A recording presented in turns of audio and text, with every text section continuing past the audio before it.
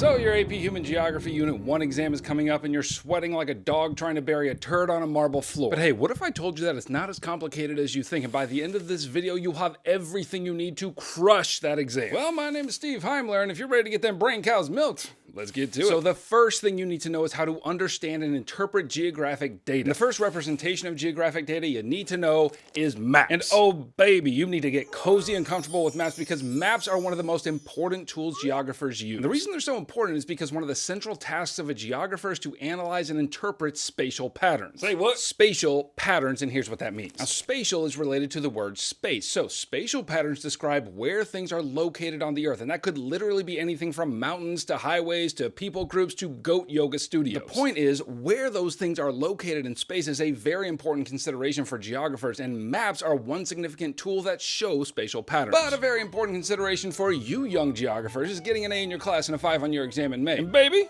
you know I got you. So click the link below to have a look at the tastiest AP Human Geography review materials in existence, the AP Hug Heimler Review Guide. This thing has exclusive unit reviews that are not here on YouTube. It's got note guides to follow along with them, practice questions, a full practice exam, and a free demo of my AI Heimler bot, which will help you with any question you have and score your responses. It is the fastest way to study for your course, so check it out. And back to spatial patterns. Now, when geographers talk about spatial patterns, there are 4 big ones you need to know. First, absolute and relative distance. Now, the absolute distance between two things can be measured in inches or feet or miles, or, if you're basically any other place besides America, kilometers. And all of that can be depicted on maps. But relative distance is a measure of social, cultural, or political differences or similarities between two locations, and that cannot be depicted on maps. So the absolute distance between these two neighborhoods is 1 mile. So we'd say they're pretty close. But this neighborhood is made up of mainly upper middle class folks, while this one is made up of mainly lower class folks. So the relative distance between them is much greater. Now, another spatial pattern has to do with absolute and relative direction. Absolute direction indicates north, south, east, and west, but relative direction describes the location of one thing in relation to another. So I'm filming this north of Atlanta. That is absolute direction. But when I travel to the city, I usually say I'm going down to Atlanta, and that's relative direction. Okay, now another set of spatial patterns you need to know is clustering or dispersal, which describe how phenomena are spread out across an area. But hold on, what in the fresh heck is phenomena? Well, it's just a fancy word that you're going to hear often in this course, and it means just things that exist. Like fart in the wind? Yeah, that would indeed be a phenomenon. Anyway, back to it. If phenomena are clustered, that means they are close together. If they're dispersed, that means there's more space between them. And then the last spatial pattern you need to know is elevation, which measures the height of geographic features relative to sea level, and this is usually represented by an isoline map, and I'll tell you what that is in a moment. Okay, now that you know that, let's take a tour of a couple map features that you need to know. Every map has a scale, which explains how distance on the map relates to distance in the real world. A map is always a smaller version of the features that it depicts, and this map scale tells you how much smaller it is. Now, sometimes scale is represented by a ratio, like you see here, 1 to 1,000, which just means 1 inch on the map represents 1,000 miles in real life. Other times you'll see scale represented by a bar, so this length here represents 1,000 miles. Okay, now when we talk about a large scale map, that means we're zoomed in on a particular feature and the details are larger. But a small scale map means that we're zoomed out to a national or global level and the details are smaller. Well, that is probably going to be entirely confusing to you. So think of it in terms of an item that you often see on a map, namely a building. So large scale means large buildings, and then small scale means small buildings. And look at that guy, he's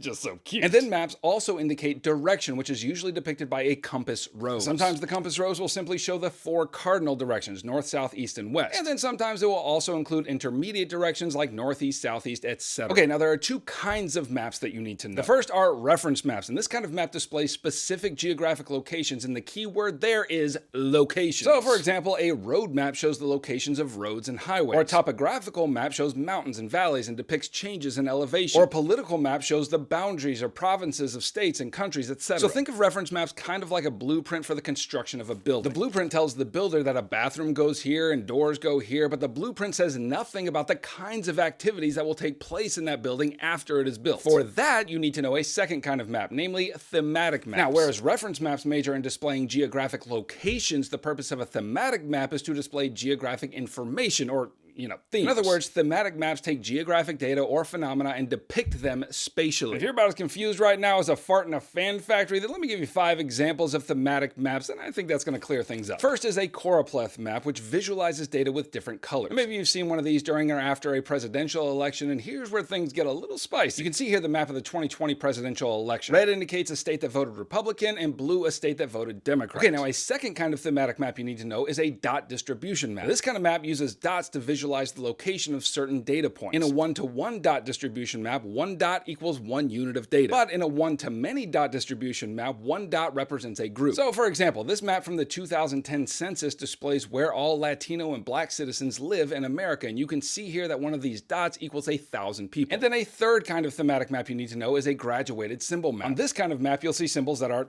graduated, meaning that they are bigger or smaller in proportion to the data that they represent. For example, a map showing population might use small circles for small populations and large circles for large populations. And then the fourth kind of thematic map to know is the isoline map, which uses lines to depict data. Lines that are closer together indicate a rapid change in data, while lines further apart indicate smaller changes in data. And the most common example of an isoline map is a topographic map, which shows changes in elevation. And look here, the lines are close together, which means the elevation is rising sharply, but here the lines are further apart, which means that elevation is only gradually increasing. And the fifth kind of map to know is a cartogram, which distorts the size of geographic shapes to display differences in data. So for example, this population cartogram makes India way bigger than Russia, which is kind of weird because by landmass, Russia is about 3 metric buttloads bigger than India. But this cartogram distorts the land masses because it's depicting population, of which India's is about 10 times as large as Russia's. And fun fact is, of this recording, India now has the world's largest population, just beating out China, so that's exciting. Okay, now, here's the thing. Every map that exists is distorted in some way, and there is no way around that. The Earth, in case you didn't know, is a sphere. It's like, 3-dimensional. So that means any attempt to represent 3 dimensions on a flat 2-dimensional map will necessarily have some, wonky outcome. And the decision over which wonky outcomes are acceptable is always made according to the purpose of the map. So over the years, geographers have tried different ways to represent the world, and each of them involves a trade-off for what will be distorted and what will remain accurate. And I want to introduce you to 4 of these map projections. The first and most famous is the Mercator projection. It's a projection whose latitude and longitude lines meet at right angles and thus represent true direction. And it was created during the European Age of Exploration because it was useful for navigation. But the problem here is that the further north and south you get from the equator, the more distorted the land masses become. And this projection has been criticized for being too Eurocentric, which means it makes Europe look way grander than it is in real life. Okay, the second projection to know is the Peters projection, which challenges the Eurocentric Mercator projection by depicting the continents according to the true size of their landmass. But the problem here is that while the size of the land masses are accurate, the shapes get weird, in a hurry. Okay, third is the polar projection, which views the world from the north or south pole. In this projection, directions are true, but the distortion occurs here at the edges. And then fourth is the Robinson projection, which is basically a compromise between Peters and Mercator, which distributes all kinds of distortion to all parts of the map equally. So again, remember, every kind of map will have some kind of distortion, and the question is, where is it going to look right and where is it going to look wonky? And that decision is based on the purpose of the map. Okay, now in order for any kind of phenomena to show up on a map, geographic data needs to be gathered. So I reckon we ought to talk about what kind of data is gathered, who gathers that data, and how they gather. But first, there are 2 kinds of data that can be gathered. First is quantitative data, which is numbers based, the counting kind of data. There are 100 houses on this street, 8 million people live here, etc. The second is qualitative data, which is more descriptive and language based. For example, this community feels unsatisfied with traffic in their area. So quantitative, more thinky, qualitative, more feely. Okay, now that you know that, let's talk about who gathers geographic data. Well, first, individuals can gather it, and these individuals could include researchers or community advocates. Second, organizations can gather data. For example, every 10 years, the U.S. Census Bureau sends out thousands of data collectors across the United States to collect data on who lives where, what religion they practice, how young or old they are, etc., etc. So that's easy enough to understand, but now let's consider how these individuals and organizations gather geographical data, and for that, there are 2 categories. First, data can be gathered using various geospatial technologies. And these technologies include basically anything that uses hardware or software to examine and measure geographical features on the Earth. For example, GPS, or Global Positioning System. And you know about GPS, right? You want to go to the Renaissance Festival, so you get dressed up like a dirty peasant, and then what do? You get on your phone, you type in the address to Google Maps or Apple Maps or whatever, and then you get a route and then go crush a turkey leg the size of your face. And to make that tasty magic work, the U.S. Air Force maintains 24 satellites that orbit the Earth, which communicate communicate with devices on Earth to connect an absolute location, which is, where you currently are, to another destination, which is where you want to go. And then another geospatial technology is known as GIS, or Geographic Information System. And this is a software that can manipulate geospatial data that can be used for research or problem solving. But careful, don't get GIS confused with GPS. GPS is for finding locations, but GIS is for finding answers to research-based problems, like figuring out the best location to build a new parking lot, or new stores, or stanky waste management facilities. And yet another geospatial technology you need to know is what's called remote sensing. This method of data collection gathers information about geographic locations through satellite imagery, which can help visualize population patterns and other geospatial information. Like, look at this magnificent image of all the electric lights lit up at night. That was done through remote sensing. But this can also be done through aerial photography for areas that require more detail, like, major cities. So those technologies are incredibly useful for gathering geographic data. But the second way data can be gathered is from written accounts, for example, field observations. This is when a researcher or a geographer physically visits the location and makes written observations about what they see. And these observations can be recorded in a number of different forms, like maybe they write an account or take photographs or interview residents of that location to gather information through interviews or questionnaires. Or another example, geographic data can be gathered through media reports or travel narratives. The media often show up to locations to tell stories which include details of the people living there and the location in which they live. Additionally, many people write and publish travel narratives which detail their interaction with cultures and places. Like, for example, ever heard of Lewis and Clark? Yeah, those guys explored all this land known as the Louisiana Purchase in the early 19th century and made all kinds of valuable notes in their journals which helped policymakers in the East understand what was there. And both of these sources of data can be exceedingly helpful for geographers. But come on, who really cares about all this gathered data? Well, maybe not you, but some people do care, and they don't just collect all this data for funsies. They collect it because data drives decision making. So who is making decisions, and how does geographic data help them make those decisions? Well, I'll start with the one you already know. Average people like you and me use geographic data to make decisions. So maybe it's for travel, like you want to take a vacation to Disney World, but you don't want to stay on Disney property, so you pull up Airbnb and find a rental house close to the parks. And then on the drive down there, you get a little hungry, so you decide you want to get a burrito large enough to feed 3 full-grown horses, so you get out Google Maps and you look up the nearest Chipotle. So without all that geographic data, how else are you going to eat that burrito and spend most of your time at Disney World on the toilet? Not going to happen. But also, businesses and organizations use geographic data to make decisions as well. So maybe Chick-fil-A wants to open a new restaurant, so they'll look at a population density map and census data indicating socioeconomic status to see where most people live. Or another example, many businesses used COVID outbreak maps during the pandemic so that they could determine when it was safe to reopen their stores. But maybe the most significant entity to use geographic data to make decisions is Big Daddy Government. So every 10 years here in the US, the federal government collects metric buttloads of census data. They want to find out where people live, what race they are, what gender, how much they make, etc. And the data they gather has significant decision-making implications. And depending on where people live, it affects how many representatives are apportioned to that state in the House of Representatives. And it can also have budgetary effects on decision-making as well. If people migrate from one region to another, as hundreds of thousands did after the devastation of Hurricane Katrina in 2005, then the region that they're leaving may see a decrease in funding for schools and other government-sponsored programs. But census data can also help state and local governments make decisions about urban planning. And speaking of Big Daddy Government, they also use satellite imagery to make decisions as well. For example, federal and state governments and agencies use satellite images to track wildfires to make decisions about when certain populations need to evacuate and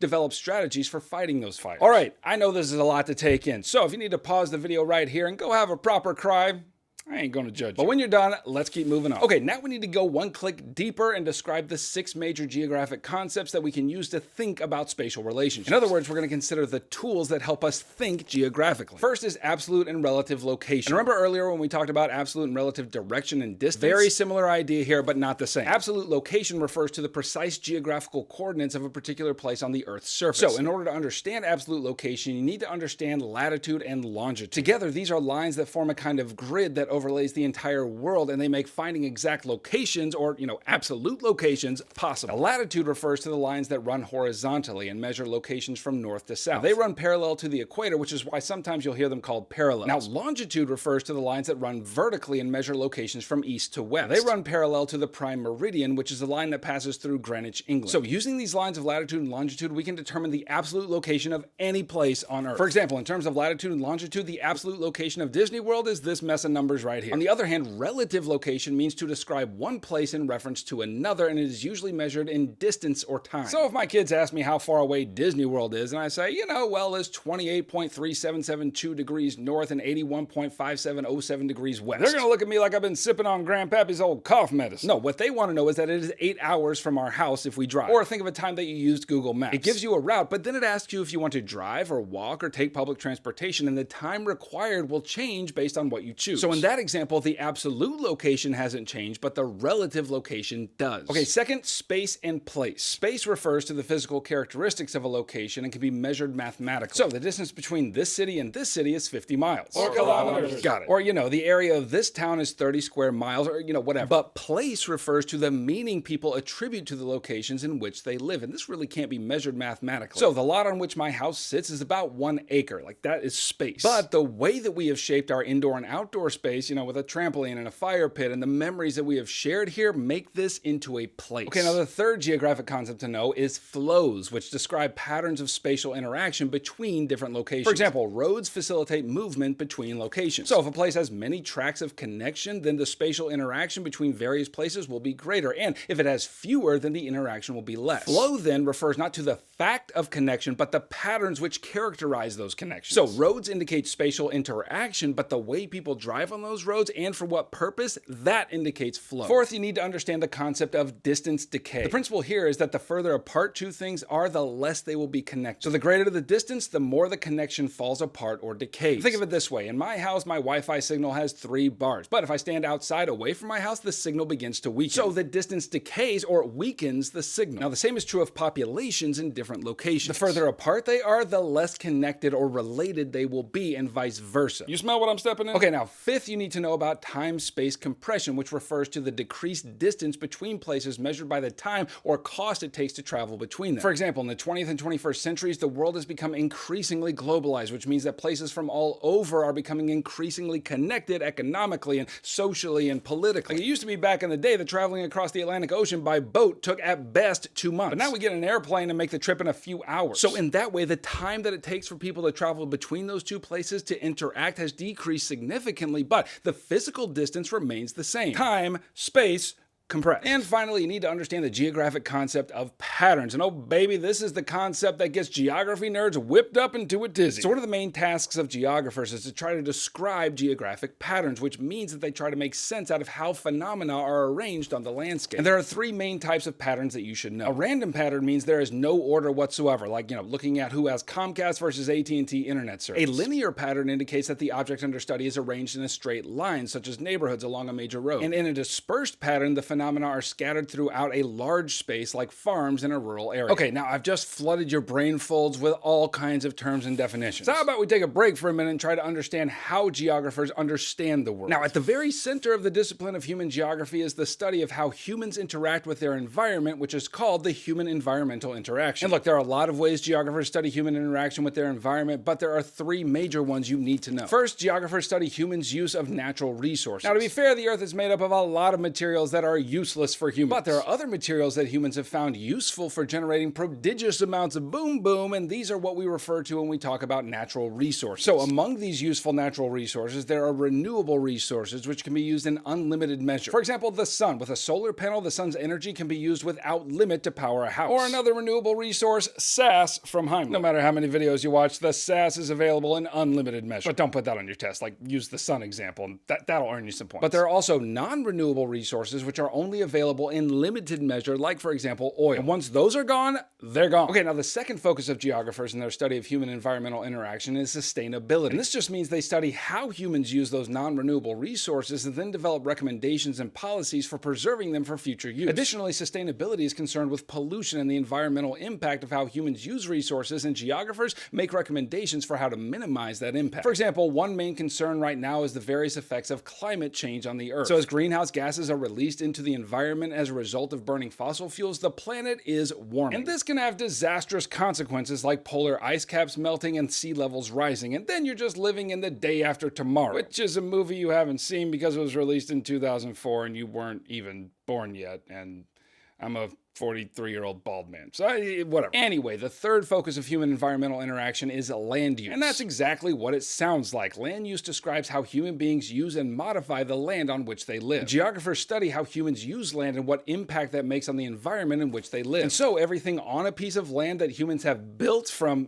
roads to apartment buildings to stores to KFC/Taco Bell combo restaurants, are part of what geographers refer to as the built environment. And every culture's built environment will look different. For example, built environments in Venice, Italy look a lot different than built environments in Moscow, Russia, because people are different and they value different things. Regardless, the difference in built landscapes is what geographers refer to as the cultural landscape of a place. It's how the built environment reflects the values and culture of the people who built it. So what does it say about the values of my neighborhood that we have no less than 4 KFC Taco Bell combo restaurants within a 10-minute drive? You decide. Okay, now those are the main concepts that geographers use to study human interaction with their environment. But they have also established 2 frameworks of thought, which is to say theories that help them get thinky about those interactions. First is environmental determinism, which was a theory that flourished in the 19th and early 20th century. It basically said that the physical environment determined how a people's culture developed. In other words, environment determines culture. Okay, who cares? Well, during the age of European imperialism, in which European powers were setting up their empires all over the dang world, this was the dominant theory of human environmental interaction. And this way of thinking helped Europeans justify to themselves that colonizing lands in tropical regions was just fine, because if people lived in a tropical region, then that meant that they were lazy because they didn't have to work very hard for their food. So based on that reasoning, Europeans thought it was a good idea to go ahead and take them over and bring to them the perceived blessings of Western culture. Now, not surprisingly, this way of thinking has generally fallen out of vogue these days, and the theory that has replaced it is known as possibilism, and this is kind of the opposite of determinism. So whereas environmental determinism taught that environment shaped culture completely, possibilism argued that humans are the driving force in shaping their own culture, and that whatever environment people find themselves in offers many different possibilities for developing a culture. And those possibilities change with the level of technological advancement that is present in a culture. So for those cultures with access to many technologies, their environment plays less of a role in how their culture is formed. All right, you still with me? All right, last section, let's go. Now, in order to properly analyze geographic data, geographers make use of different scales of analysis. Now, if you have no idea what that means, let me explain it up real nice for you. Analysis means thinking about data and coming to conclusions about it. Scale indicates how large or small that data set is. So then put both of those together. When we're talking about scales of analysis, that means that we're drawing conclusions based on different sizes of data sets. And there are 4 basic scales of analysis that you need to cram into your brain folds: global, regional, national, and local. And each of these different scales is helpful in answering different kinds of questions. And we'll start with the biggest scale and work our way down to the smallest. So at a global scale, we're analyzing geographic data at the,